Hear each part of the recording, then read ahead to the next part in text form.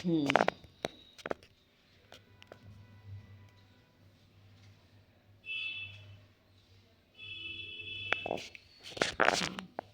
चार मुनिराज सामायिक ये संलेखनाधिकार में बता रहे संलेखना कैसे करवाना चाहिए। उसमें बता रहे चार मुनिराज क्षपक की आहारचर्या कराएंगे। क्षपक कौन कहलाता है? जिन्होंने समाधि ले चुके हैं, संलेखना ले चुके हैं, उस जीव को क्षपक राजा बोलते हैं। मुनिराज क्षपक को आहार नहीं देंगे। आहार तो श्रावक ही देंगे, लेकिन आहार का शोधन विधिपूर्वक मुनिराज ही कराएंगे।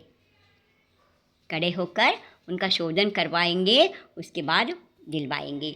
वहाँ आहारशाला के द्वार पर भी चार मुनिराज खड़े रहेंगे और ऐसे ही चार मुनिराज शास्त्रार्थ के लिए तैयार रहेंगे।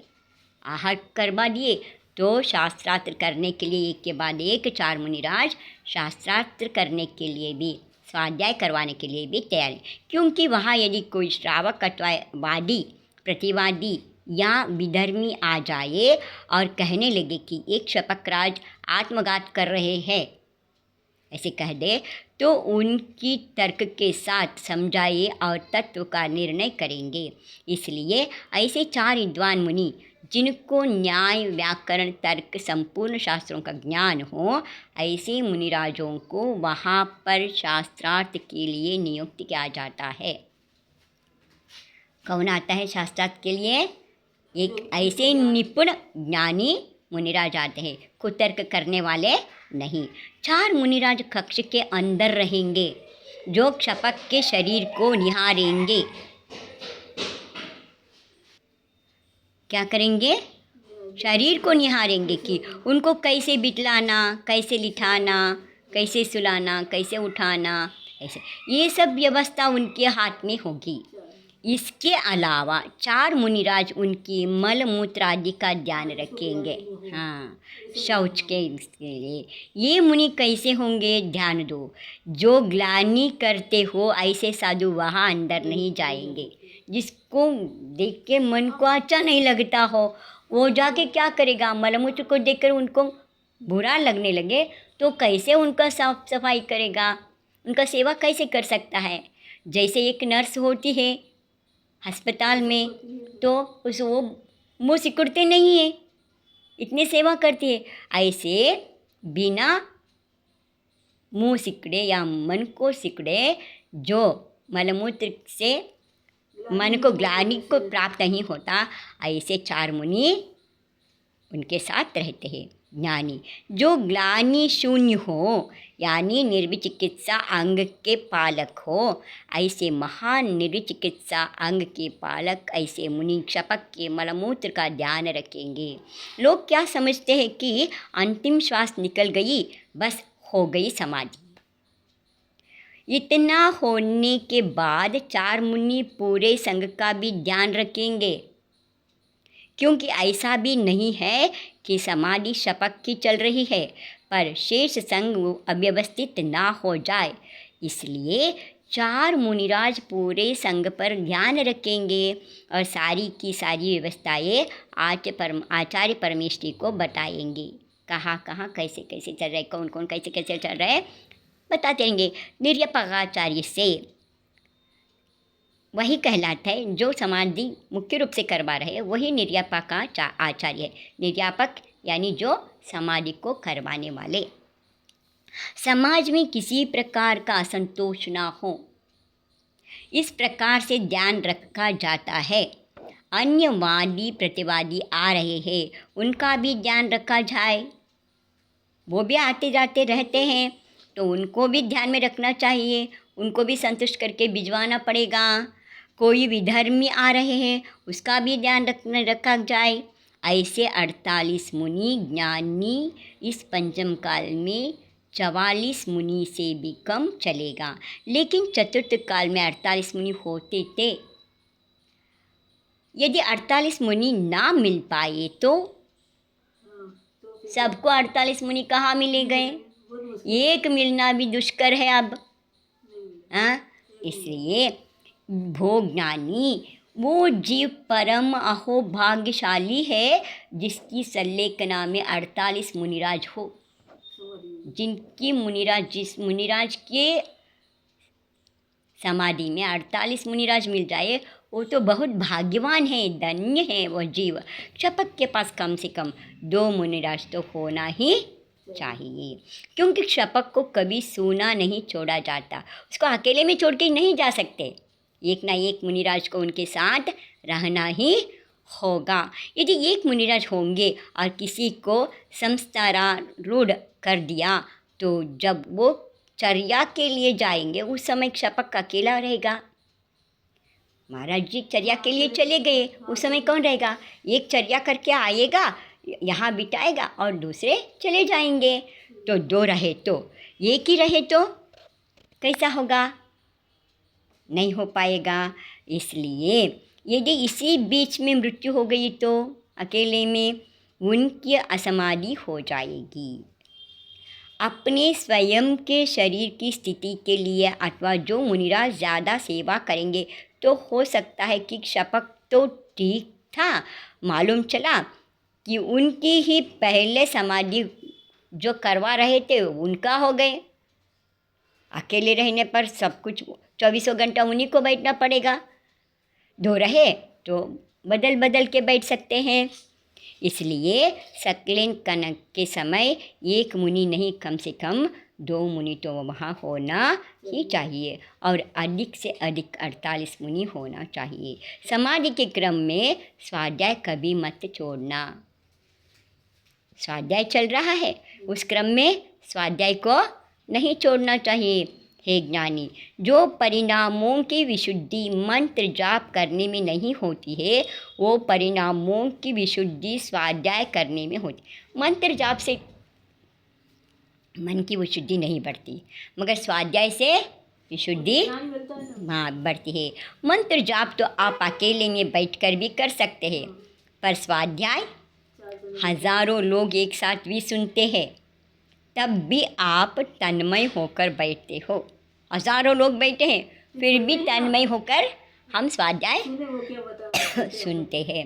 अंतिम स्वाध्याय, अहो जब माना कि शरीर की स्थिति क्षीण हो गई, नयनों की रोशनी मंद हो गई है, शरीर क्षीण हो चुकी है और नयन की रोशनी कम हो चुकी है, सुनने की सामर्थ्य भी कम हो रही है, सुनने का भी क्षमता कम हो रही। उस समय केवल नमोकार मंत्र के जाप पर आ जाना, उस समय, उससे पहले सब कुछ करना, पूजा पाठ स्वाध्याय सब कुछ करना।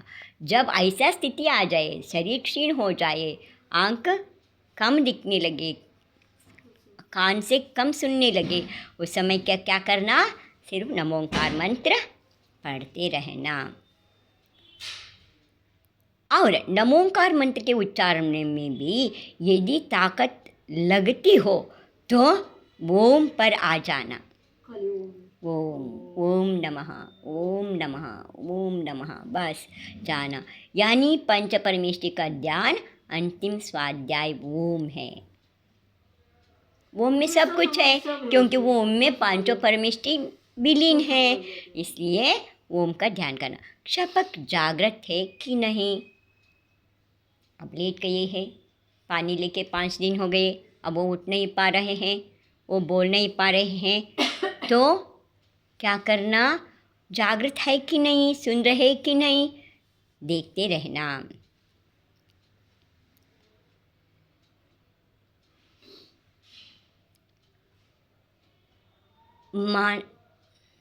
क्षपक जागृत है कि नहीं, इसका परीक्षण आचार्य विभिन्न प्रकार से करते हैं।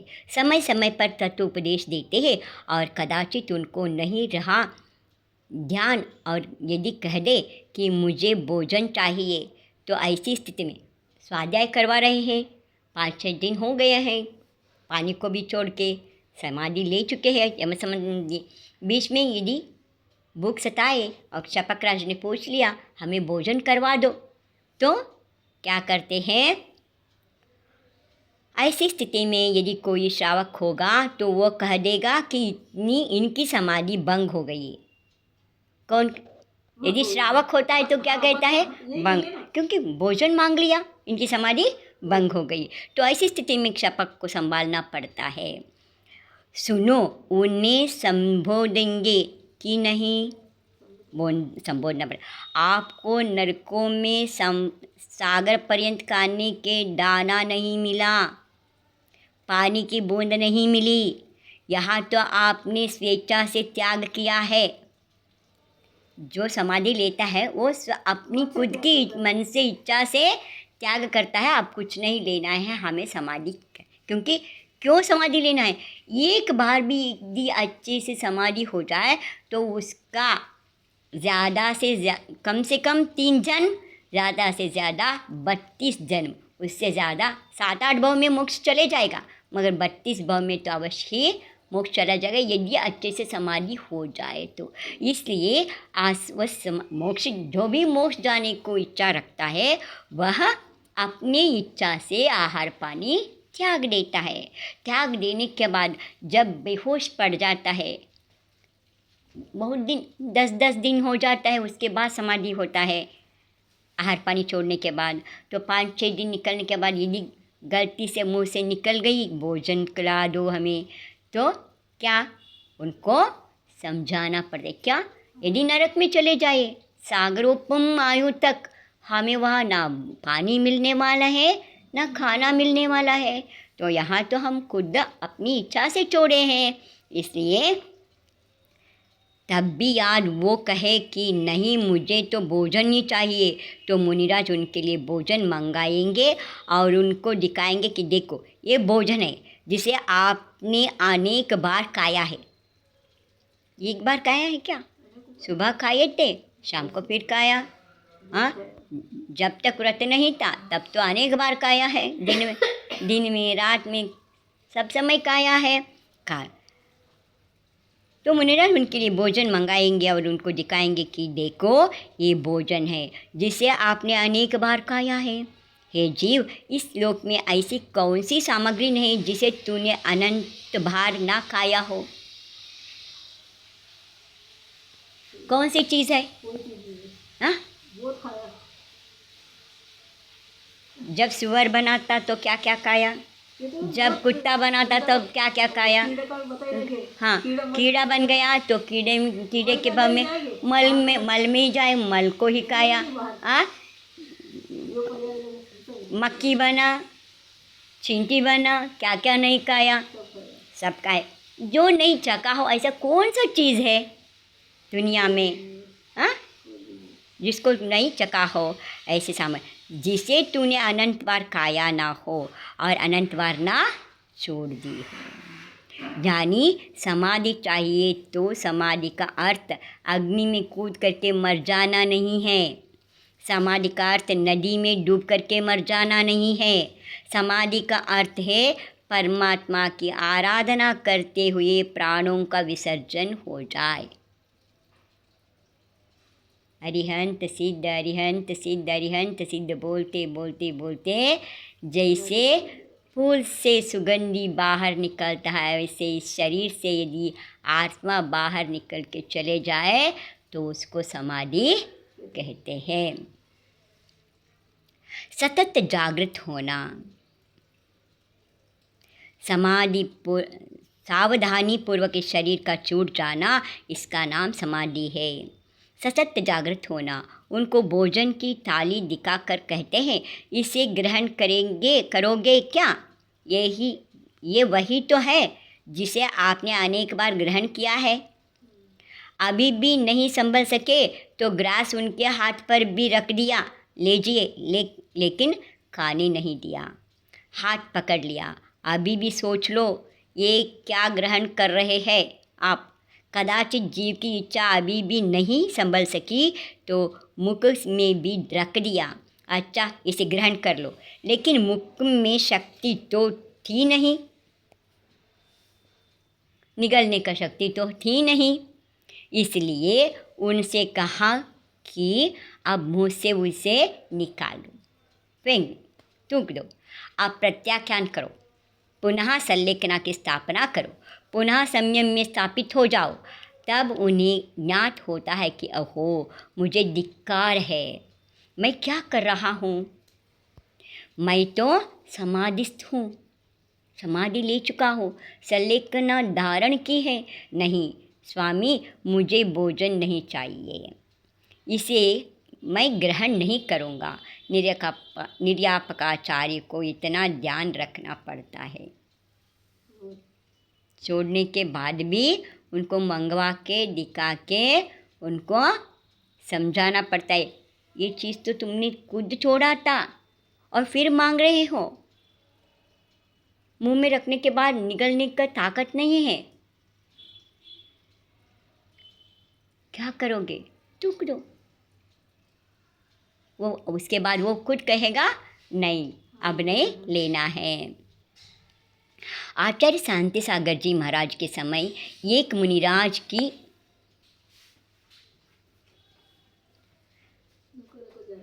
समाधि चल रही थी और उन्होंने अर्धरात्रि के समय पानी मांग लिया। चलो महाराज जी दर्शन करना।